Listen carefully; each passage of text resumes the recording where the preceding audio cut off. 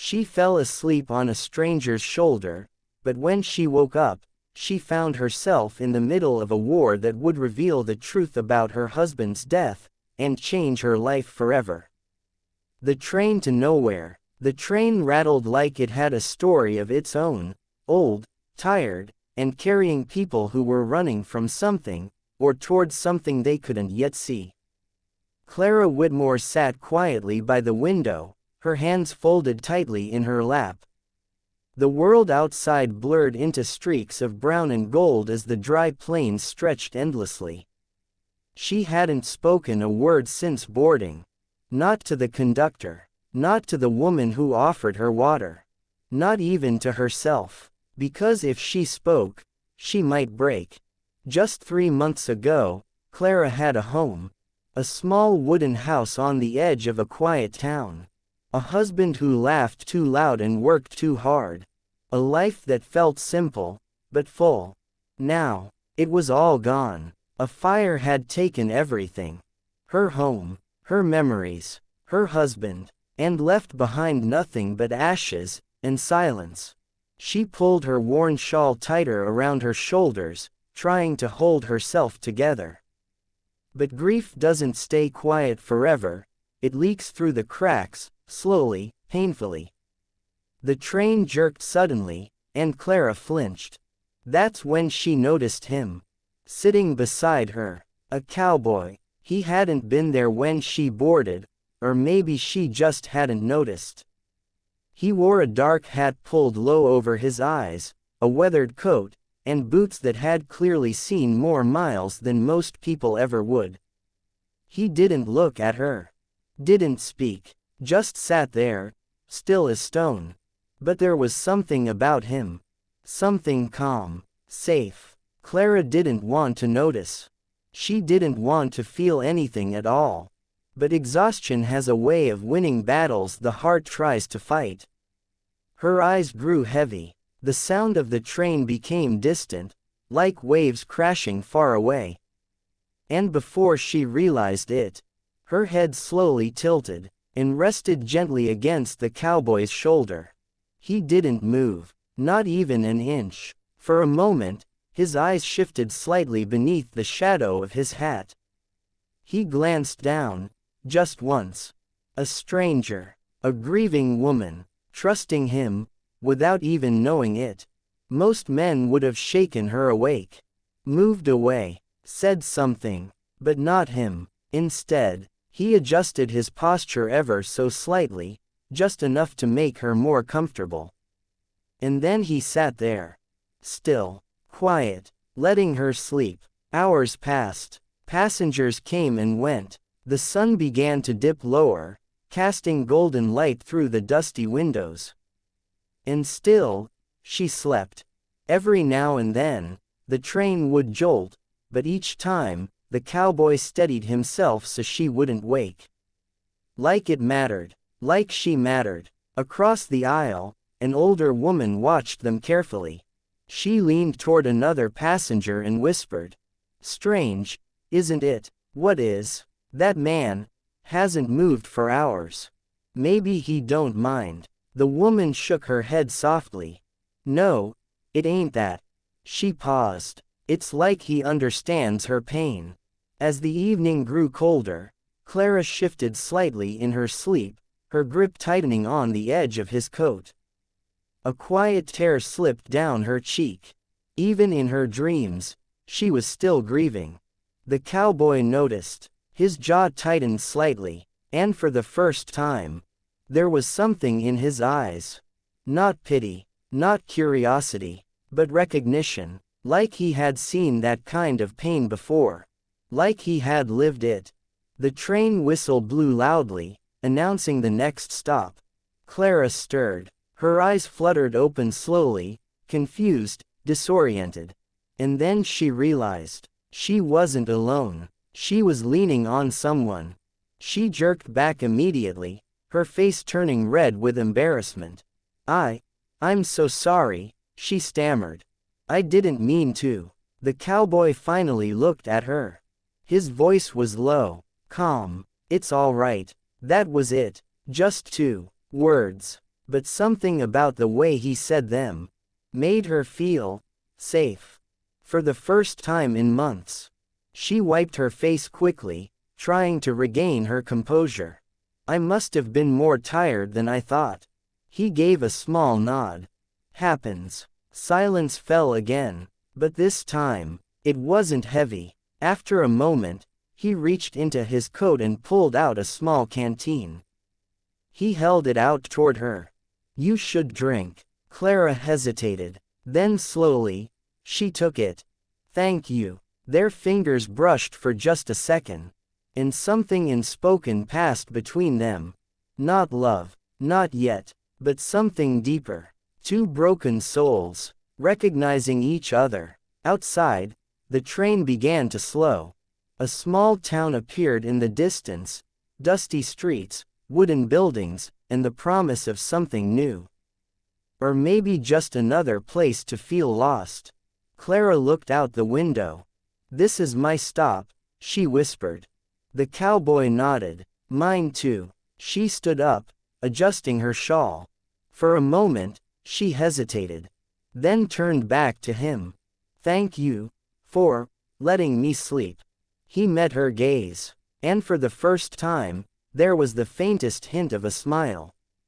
You needed it. She stepped off the train, not knowing that this quiet stranger was about to change her life in ways she could never imagine. Town full of secrets. The moment Clara stepped off the train, a gust of dry wind swept across the platform, lifting dust into the air like whispers of forgotten stories. The town looked worn, not abandoned, but tired, like it had been holding on for too long. Wooden buildings lined the main street, their paint chipped and faded.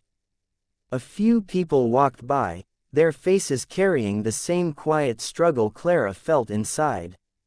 She tightened her shawl. What am I doing here? She thought. She had no plan, no destination, just escape. Behind her, boots hit the ground. She didn't need to turn around to know it was him. The cowboy. For a brief second, she considered saying something, anything. But what do you say to a stranger who just silently carried your pain for hours? So she started walking. The town sign read, Ridge Hollow, a place Clara had never heard of. And yet, it felt like exactly where she was supposed to be. Miss. His voice stopped her. She turned. The cowboy stood a few feet away, hands resting near his belt, eyes calm but observant. You got somewhere to stay? Clara hesitated. That simple question carried too much truth. She shook her head softly. No. He studied her for a moment, not in a way that made her uncomfortable, but like he was trying to figure something out. Then he nodded toward the end of the street. There's a boarding house. Mrs. Hale runs it. Fair price. Safe place. Clara followed his gaze. A small two-story building stood quietly at the corner. A lantern hung by the door, gently swaying. Thank you, she said. He tipped his hat slightly, then turned, and walked away. Just like that. No name, no questions, no expectations. Clara watched him disappear into the crowd. Something inside her wanted to call out, to stop him, but she didn't. Because some people feel important before you even know why. She made her way to the boarding house. The wooden door creaked as she pushed it open. Inside, it was warm, simple, but clean. A woman in her late 50s looked up from behind a small desk. Sharp eyes, kind face. You looking for a room? She asked. Clara nodded. Yes, ma'am. The woman smiled gently. Name's Margaret Hale. Folks call me Mrs. Hale. Clara Whitmore. Mrs. Hale studied her for a brief moment. Not judging, just understanding. Well, Clara Whitmore, she said softly, you look like you've had a long journey. Clara forced a small smile. You could say that. The room was small, but it had a bed, a window, and silence. That was enough. Clara sat down slowly, her body finally giving into the exhaustion she had been carrying for weeks. For a moment, everything felt still, safe, until the memories came back. The fire, the screams, the smoke, her husband reaching for her, and then disappearing. Clara covered her face as tears finally broke through. She had been holding them in for too long. Too long. That night, sleep didn't come easy. Every sound made her flinch. Every shadow felt too real. But at some point, exhaustion won again. The next morning, the town felt different. Alive, but tense. Clara stepped outside, noticing small groups of people whispering, arguing, worried. Something wasn't right. Near the general store, a man was shouting, "I'm telling you, we can't keep going like this." Another man responded angrily, "And what do you suggest, huh? Just hand everything over." Clara slowed her steps, listening, watching. "What's happening?" she asked a nearby woman. The woman sighed. "It's the land." "What about it?" "Someone's trying to take it." Clara frowned. "Who?" The woman shook her head. "No one knows for sure. But folks are scared. Prices going up. Water's getting cut off. People are being pushed out." Clara's chest tightened. Another place. Another loss waiting to happen. "Stay out of it if you're smart," the woman added. "This town's not as quiet as it looks." As Clara turned to leave, she saw him again. The cowboy, standing across the street, watching everything. This time, something was different. He wasn't just passing through. He was paying attention, carefully, like this town mattered to him. Their eyes met. For a brief moment, the noise of the town faded. And it was just them. Two strangers, connected by something they couldn't explain. Clara walked toward him, slowly. "You live here?" she asked. He shook his head. "No." "Then why are you here?" He paused. For the first time, he seemed unsure. Then he said, "Fixing something." Clara frowned slightly. "What does that mean?" He looked past her, toward the arguing townspeople. "Means this town's in trouble." A man suddenly ran down the street, out of breath. "They're back," he shouted. "Who?" someone yelled. "The men from Black Ridge. They're marking land again." Panic spread quickly. People rushed in different directions. Fear filled the air. Clara's heart started pounding. "What's going on?" she asked. The cowboy's expression hardened. "Exactly what I was talking about." Without another word, he started walking toward the edge of town. Toward the danger. Clara stood frozen for a moment. Then called out, "Wait." He stopped. Just slightly. She took a breath. "I don't even know your name." He turned his head just enough for her to hear him. "Daniel." And then he kept walking. Clara whispered softly, "Daniel." Like the name meant something. Like it was the beginning of something. She looked around. At the fear. At the uncertainty. At a town on the edge of losing everything. And for the first time since her own loss, Clara felt something new. Not grief. Not pain. But purpose. She took a step forward. Following him. Because somehow, she knew this wasn't just his fight anymore. The man with a past. Clara didn't know why she followed him. Maybe it was the way he walked. Steady, fearless, like he had nothing left to lose. Or maybe it was the way he looked at the town. Like he had seen this kind of suffering before. And wasn't about to let it happen again. "Daniel," she called out, trying to catch up. He didn't stop this time. "Go back," he said firmly. Clara kept walking. "I can't." Now he stopped, slowly turning to face her, his eyes sharper than before. "This isn't your fight." Clara swallowed, her heart pounding, but she didn't back down. Maybe not, she said. But I've already lost everything once. Her voice cracked, slightly. I'm not running again. For a moment, Daniel just stared at her. Like he was deciding something. Then he sighed quietly. You don't know what you're walking into. Then tell me. A tense silence stretched between them. The wind picked up, carrying dust across the empty road leading out of town. Finally, he spoke. Black Ridge isn't just some group of men scaring people off. Clara listened carefully. They're organized, he continued. Funded. Dangerous. By who? Daniel's jaw tightened. That's the problem. No one's seen the man behind it. They reached the edge of town. In the distance, wooden stakes had been driven into the ground, marking land that didn't belong to anyone but the people of Ridge Hollow. Except now, someone else was claiming it.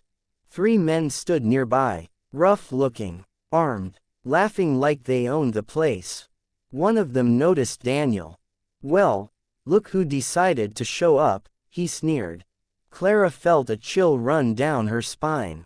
They knew him. Daniel stepped forward calmly. Take your markers and leave. The men exchanged glances, then burst into laughter. You still think you got a say in this? One of them mocked. Another added, things have changed, Daniel. Clara's eyes widened slightly. They weren't just talking to him. They were talking about him.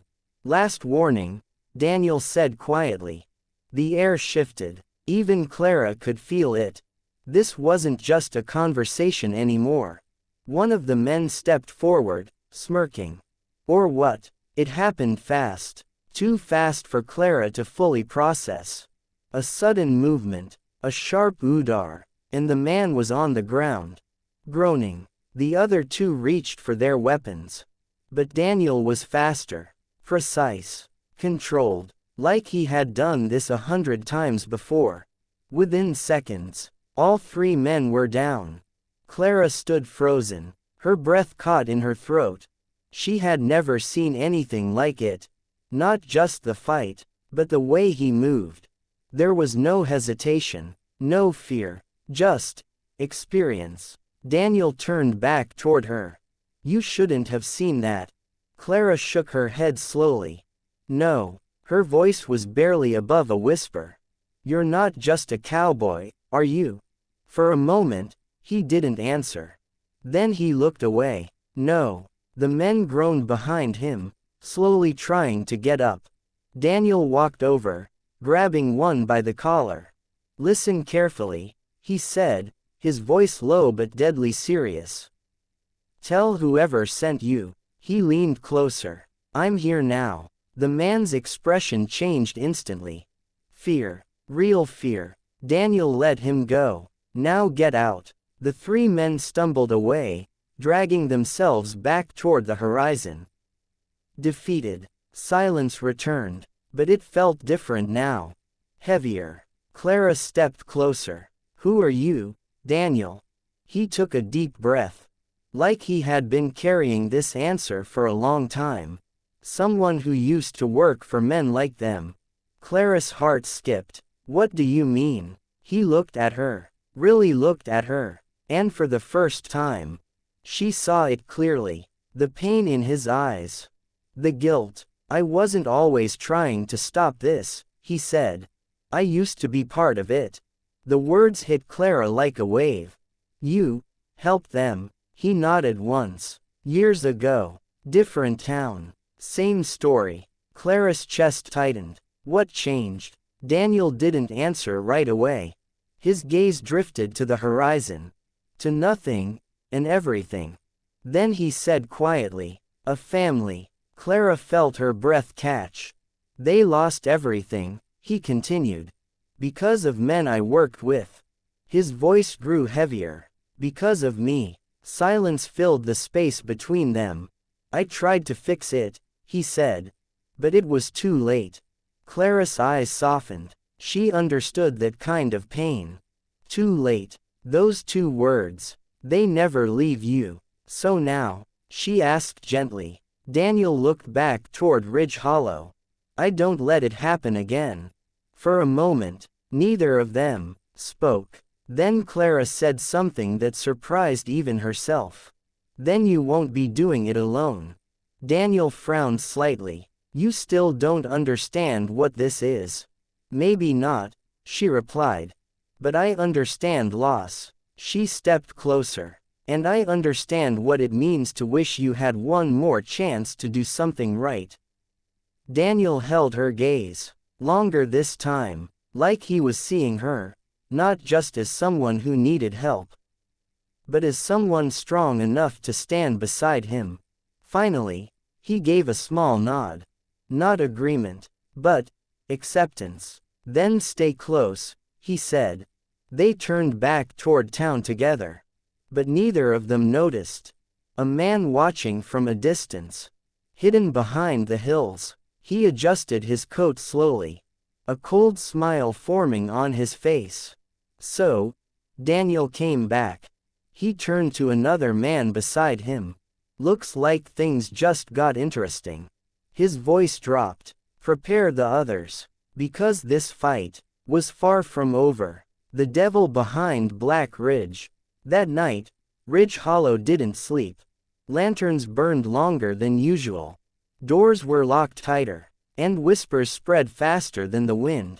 They came back. Daniel fought them. This is just the beginning. Clara sat by the small window in her room at the boarding house, staring out into the darkness. Her hands were still trembling slightly. Not from fear alone, but from what she had seen. Daniel wasn't just a man trying to help. He was a man running from something. Something dangerous. A soft knock broke her thoughts. Come in, she said quietly. The door creaked open. Mrs. Hale stepped inside, holding a small lantern. I heard what happened, she said gently. Clara nodded. It's worse than I thought. Mrs. Hale sighed. It always is. She placed the lantern on the table and sat down across from Clara. You should be careful around that man. Clara looked up. Daniel. Mrs. Hale hesitated. I've seen men like him before. What do you mean? Mrs. Hale's expression grew serious. Men who carry guilt like that, they don't just walk into towns by accident. Clara's chest tightened. He's trying to help. Maybe, Mrs. Hale said softly. But trouble follows men like him. Clara looked back out the window. For a moment, she remembered the way Daniel had stood against those men. Fearless, unshaken. He's not the trouble, Clara whispered. He's the only one standing in its way. Mrs. Hale didn't respond, but her silence said enough. Meanwhile, on the outskirts of town, a different kind of meeting was taking place. A large tent stood hidden between the hills. Inside, several men gathered around a wooden table covered in maps. Land maps, marked, divided, controlled, and at the head of the table stood a man unlike the others. Well-dressed, calm, cold. Daniel Mercer, he said slowly, as if tasting the name. So he finally decided to show himself. One of the men shifted nervously. We didn't expect him to interfere. The man smiled faintly. No one ever does. He walked around the table, his boots making soft, deliberate sounds. Tell me, did he look the same? Older, one man replied. But just as dangerous. The man chuckled quietly. Good. He stopped, his expression darkening. Because I'd hate for this to be easy. Should we send more men? Another asked. The man shook his head. No. He leaned forward, placing both hands on the table.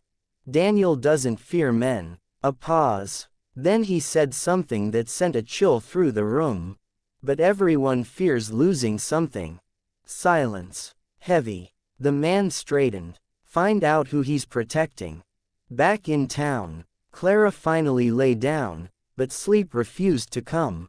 Her mind replayed everything. The fight, Daniels passed, the danger creeping closer. And then, a sound. A faint creak outside her window.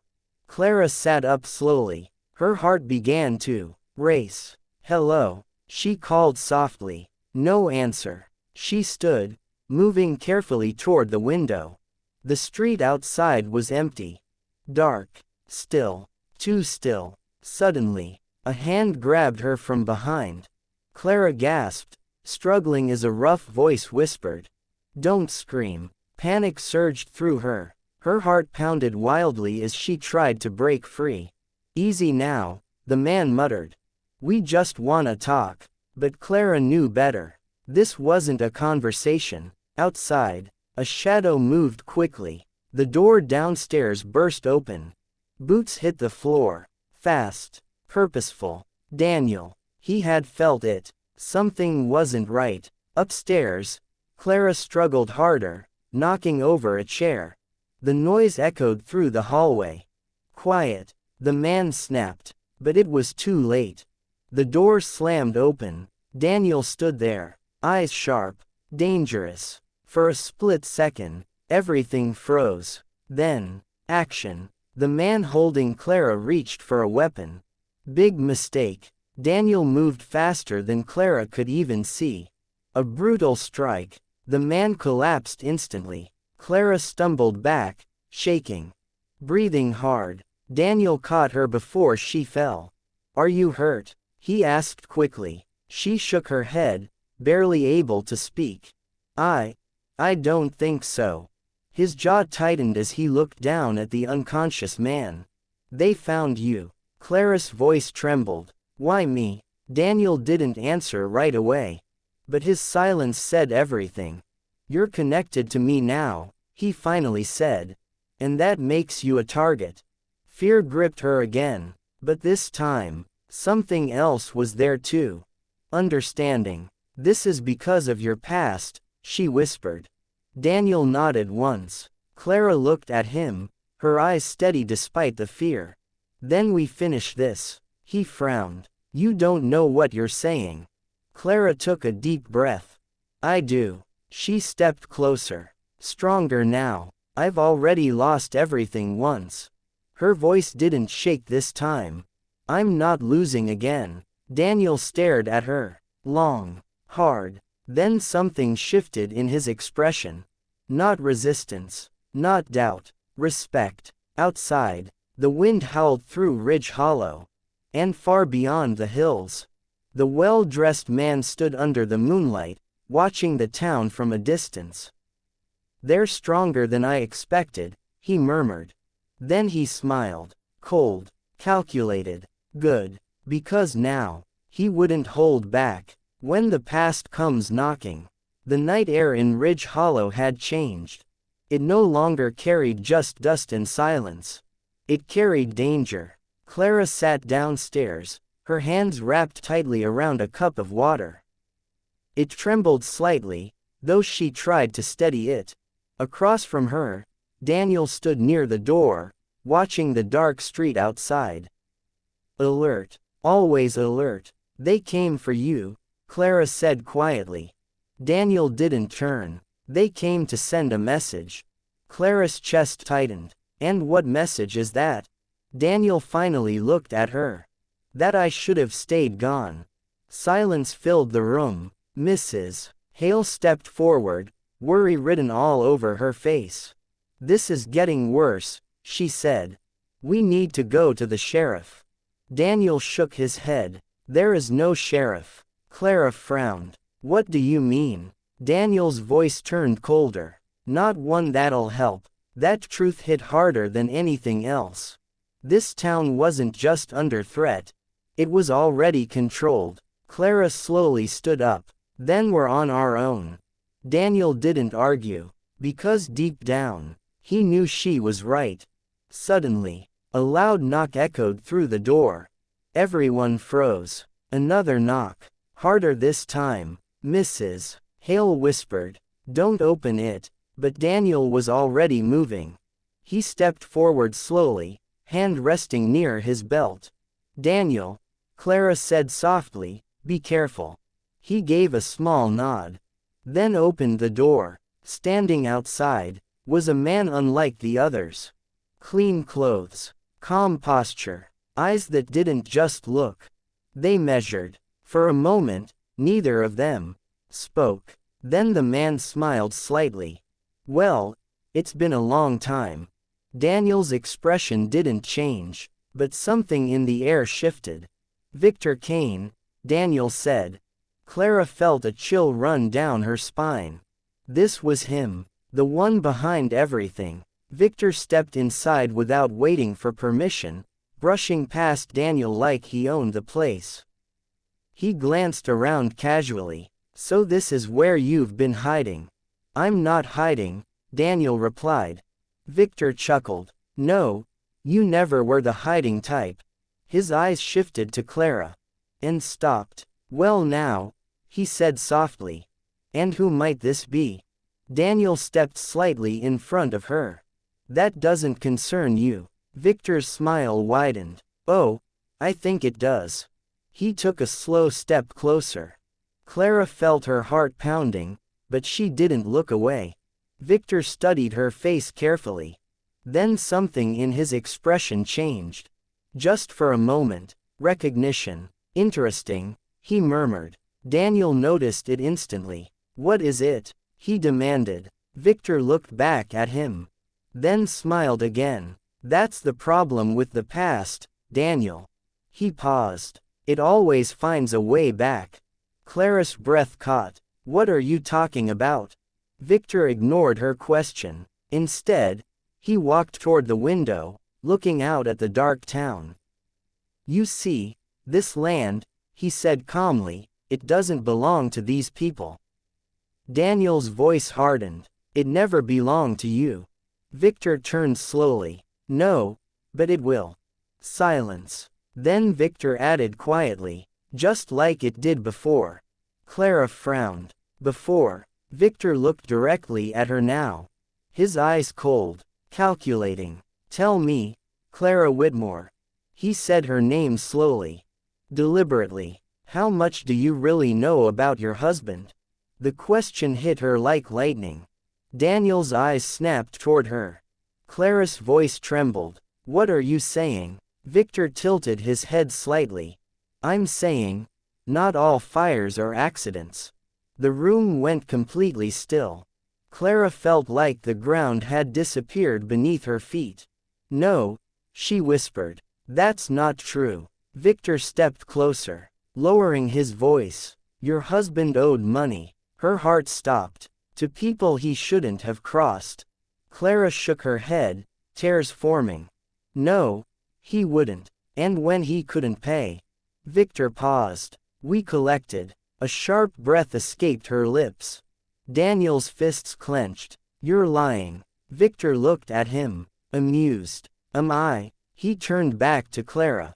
That fire, another pause, was never meant to leave witnesses. Clara's knees nearly gave out.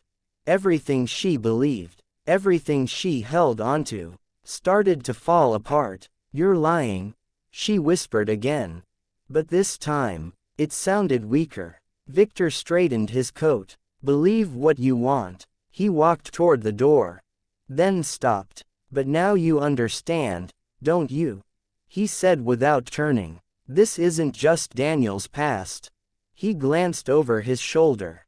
It's yours too. And then, he left. The door closed. Silence. Heavy. Crushing. Clara stood frozen, tears falling silently down her face. Daniel stepped toward her. Clara, listen to me. She stepped back. No. Her voice broke. You knew. Daniel hesitated. That hesitation was enough. Clara's heart shattered all over again. You knew, she repeated. I didn't know it was you, Daniel said quickly. But I knew something like this had happened. That's enough. Her voice stopped him. The pain in her eyes was unbearable. I trusted you. Daniel didn't have an answer. Because there wasn't one. Clara turned away. Her world, broken for the second time. And this time, the truth hurt more than the loss. Outside, Victor Kane mounted his horse, a satisfied look on his face. "Now," he said quietly, "let's see what they do when everything falls apart. What remains after the fire?" The night felt colder than ever. Not because of the wind, but because everything had changed. Clara stood alone outside the boarding house, her arms wrapped around herself as if trying to hold the pieces together. But there were no pieces left. Only truth. And truth can be cruel. Her husband, the man she loved, the life she believed in, all of it, tied to something dark, something dangerous. Tears rolled silently down her face. But this time, they weren't just from grief. They were from betrayal. Behind her, the door creaked open. Daniel stepped outside. He didn't come closer, didn't speak, because he knew. Some pain needs silence. "I thought I lost everything in that fire," Clara said quietly, staring into the distance. Her voice was steady now. Too steady. "But I was wrong." Daniel swallowed hard. "Clara, I didn't just lose my home," she continued. "I lost the truth." She turned to face him. Her eyes red, but strong. "And you knew." Daniel's voice was low. "I knew something like it had happened. But I didn't know it was your husband, I swear." Clara searched his face, looking for something, anything. "And if you had known?" she asked. Daniel didn't hesitate this time. "I would have told you." Silence. For a moment, it felt like the world itself was holding its breath. Then Clara asked the hardest question of all. Did he deserve it? Daniel froze. Because there was no easy answer. "He made mistakes," Daniel said carefully. "Bad ones." Clara's eyes filled with tears again. "But did he deserve to die?" Daniel stepped closer now. "No one deserves that." That answer finally broke something inside her. Clara turned away, covering her face as sobs escaped her chest. Not loud, not dramatic, just real. Daniel didn't touch her, didn't try to fix it. He just stood there. Because some wounds can't be healed by words. After a long moment, Clara wiped her tears, took a deep breath, and turned back around. But something was different now. The pain was still there. But it wasn't controlling her anymore. "What happens next?" she asked. Daniel looked toward the horizon. "Victor doesn't stop." Clara nodded slowly. "Then neither do we." That was it. That was the moment. Not when she fell asleep on his shoulder. Not when she followed him into danger. But now, she chose to stand. Not for the past, but for what was still left. Crossed swords, the final showdown. Dawn came fast. And with it, war. Victor Kane didn't hide anymore. He rode straight into Ridge Hollow with his men behind him. Confident, certain. "This ends today," he shouted. The townspeople gathered nervously, afraid, unarmed. But then, Daniel stepped forward, and beside him, Clara. Victor smiled when he saw them. "Well, this should be interesting." Daniel's voice was cold. "It ends now." Victor laughed. "You really think you can stop me?" Daniel didn't answer. Because sometimes, actions speak louder. The fight erupted. Dust filled the air. Shouts echoed through the streets. Daniel moved like before. Fast, precise, relentless. But this time, he wasn't alone. The townspeople joined, finding courage they didn't know they had. And Clara, she didn't run. When one of Victor's men came at her, she stood her ground, fighting not with strength, but with will. Because fear had already taken everything from her once. It wasn't taking anything again. Fire. Daniel versus Victor. In the middle of the chaos, Daniel and Victor faced each other. "This is where your story ends," Victor said calmly. Daniel shook his head. "No." He stepped forward. "This is where it changes." The two men collided. It wasn't just a fight. It was history, guilt, revenge, all crashing together. Victor was skilled, cold, calculated. But Daniel had something Victor didn't. A reason. The fight was brutal, back and forth, until finally, Daniel knocked Victor to the ground. Silence fell slowly across the town. Victor lay there, breathing heavily. Defeated. Daniel stood over him, breathing hard. This was it. The moment. Revenge. Justice. Choice. Victor smirked weakly. Go on. Finish it. Daniel raised his hand, then stopped, because he remembered. The past. The mistakes. The cost. Slowly, he lowered it. No, he said. Victor's smile faded. Daniel looked at him with calm strength. You don't get to decide how this ends. Sunrise the ending. Days later, Ridge Hollow felt different. Lighter. Alive. Victor was gone. His men scattered. And for the first time in a long time, the town breathed. Clara stood near the train tracks again. The same place where everything began. Daniel walked up beside her. You leaving? He asked. Clara smiled softly. No. She looked at the town. Then back at him. I think I finally found somewhere worth staying. Daniel nodded. For the first time, there was peace in his eyes. And Clara, she wasn't the same woman who boarded that train. She was stronger, wiser, and no longer running from the past, but building something beyond it. Because sometimes, what breaks you also shows you what's still worth saving. Please friends spot my channel, subscribe for more stories. Thanks for watching.